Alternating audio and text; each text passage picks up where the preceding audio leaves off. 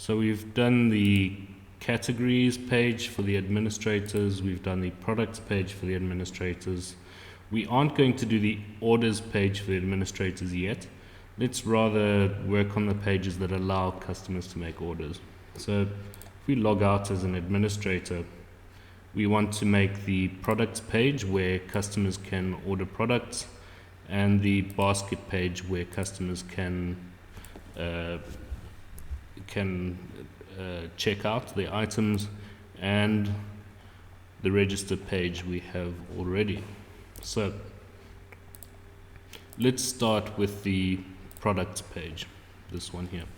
So we need to make a controller called viewProducts.php.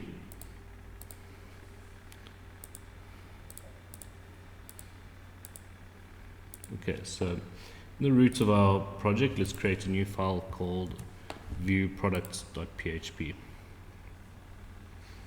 So this will be our controller to show the view products page. Okay, so it will be a fairly straightforward controller, which will include the view products page.php. You'll see this time at the top I haven't included any kind of authorization because this page should be visible by anyone. So let's copy that and let's make that page.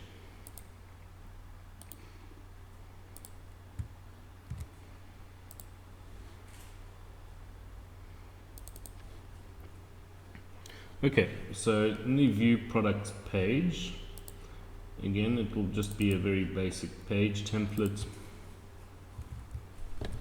It looks something like this, and we need to we have the category checklist template we made already. That will be the categories down the side. We just need to make the products table template.php. So let's create that template. Products table template.php.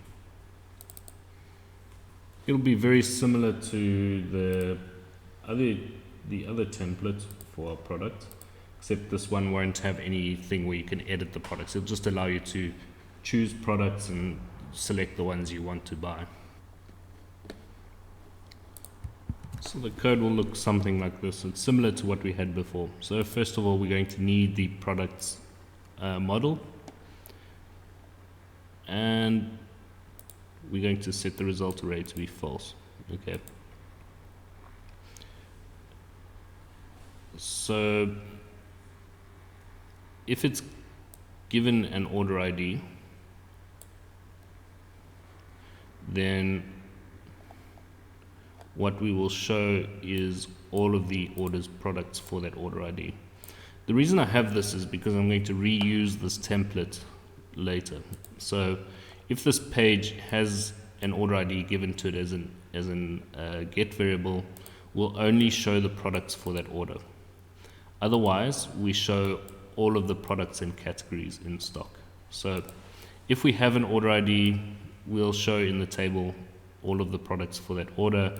Otherwise, we're going to show just all of the products and categories in stock. So if the result array has something in it, then we're going to display this table, which is very similar to before. So the only difference is that instead of update and delete, we have so we say if that's empty, in other words, if it's just if it's for the ordering page, we'll have a button that on click will call this PHP function, JavaScript function, add to basket. This add to basket function will be given the product ID for that particular product and allow you to add it to the basket. So let's create that JavaScript function now called add to basket. So in our utility functions for JavaScript, we're going to need that function. So it will be our add to basket function. So this is going to do a little bit of AJAX. It's going to not reload the page, but while the page is open, it will communicate with the server. So what it will do is it's going to talk to the add to basket controller and give it the product ID for this product.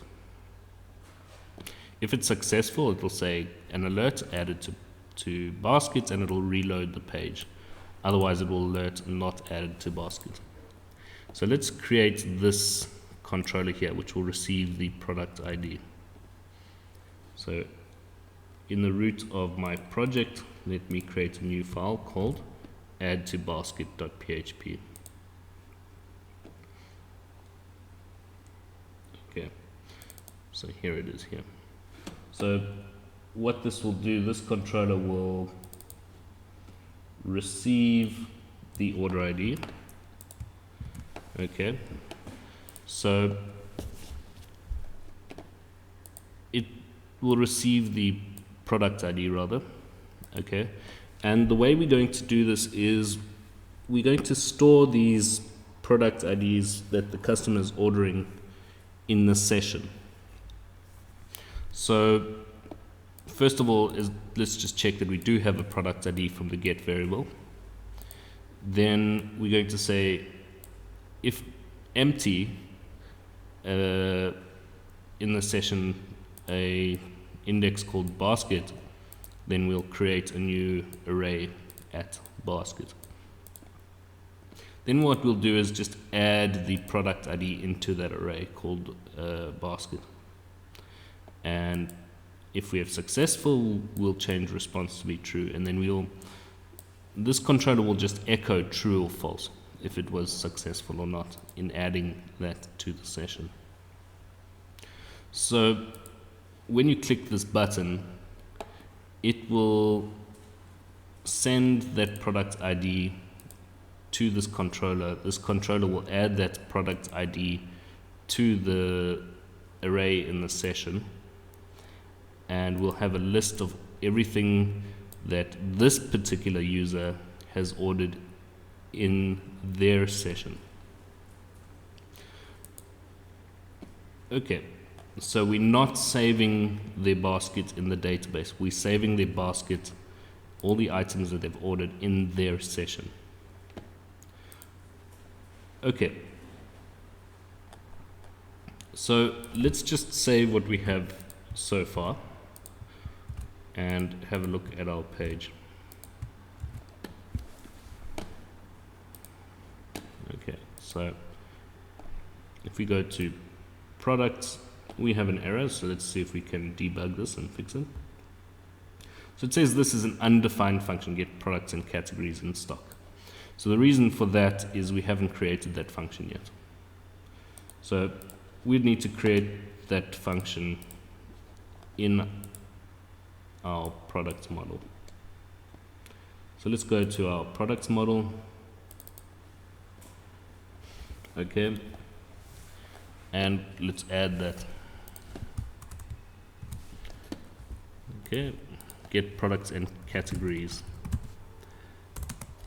in stock. So we can copy some of this because it'll be quite similar.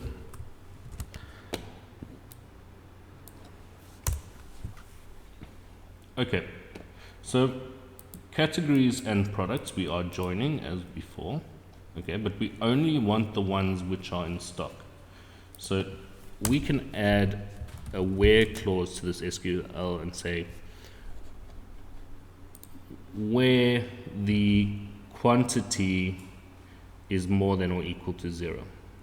So that would mean that it's available for the person to buy. So where quantity is more than or equal to 0. So let's save that. Okay, and let's refresh this page.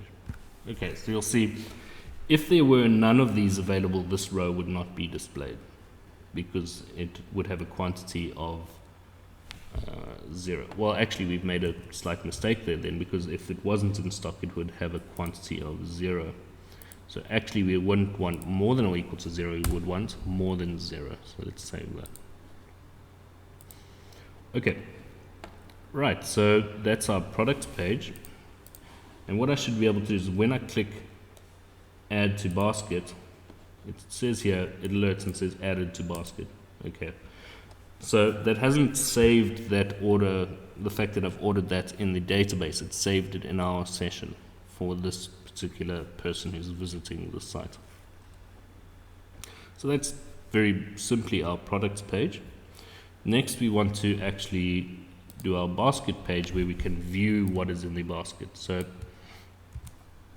let's create this controller, view basket.php.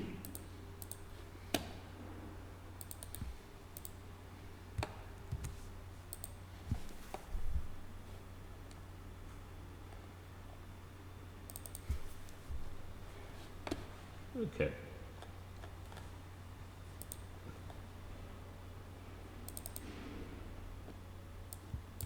Again, it's a very simple controller that just includes the view basket page. So let's create that page.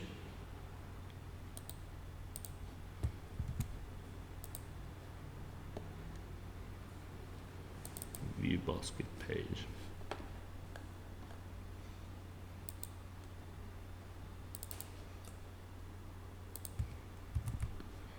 Again, very simple HTML page. We'll just have that basket table template which we need to create, and a checkout button template. Okay, the category checklist template we have already, so we'll need the checkout button template and the basket table template. So let's start with the basket table template. So we need to create that template.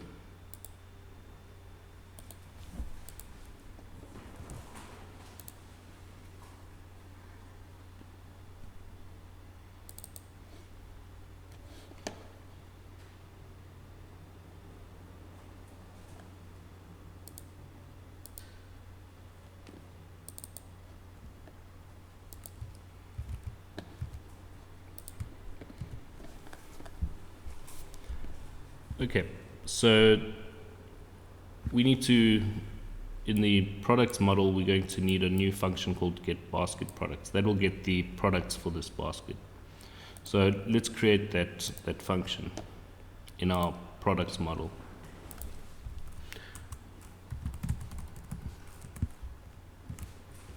So get basket products.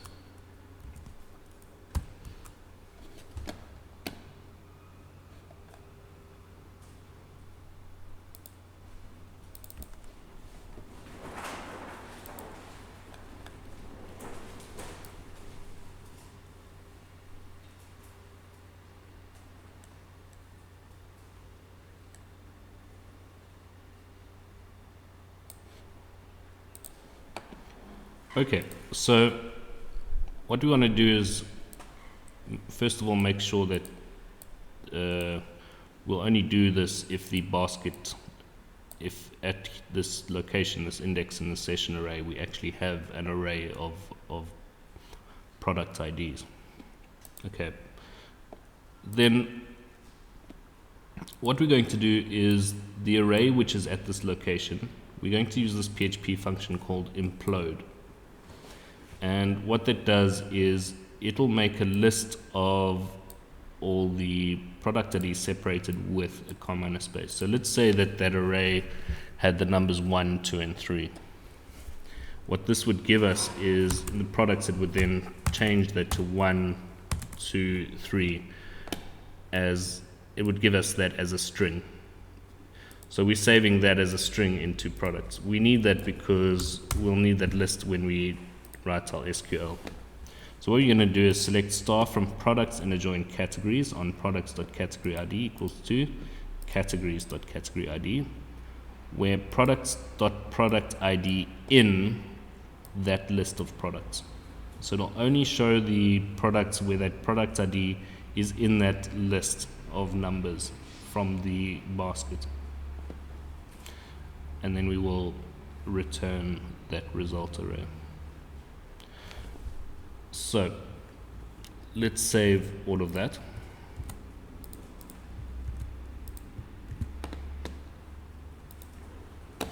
Let's refresh this page and see what we see. So we've got, here's some products in our basket. We added this one, and we have some warnings here. So we obviously haven't done our checkout button template yet. So let's do that. So if we go back to this this template where we had the page, view basket page, with the checkout button template. So we need to create this template.